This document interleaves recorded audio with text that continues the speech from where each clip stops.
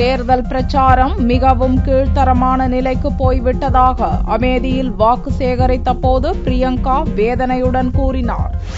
அண்ணன் ராகுல் போட்டியிடும் அமேதி தொகுதியில் பிரியங்கா வெள்ளியன்று வாக்கு சேகரித்தார்.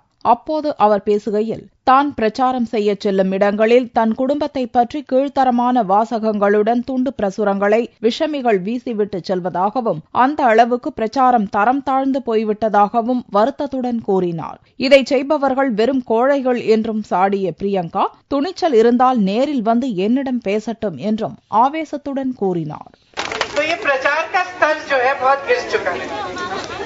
अगर इस स्तर पे पहुंच गया है कि बीच रात में आके आपके बीच में गंदी गंदी पुस्तकें फेंकें, तो आप सोच सकते हैं कि पूरे देश में किस तरह की राजनीति हो रही है. देखिए, राजनीति सेवा होती है.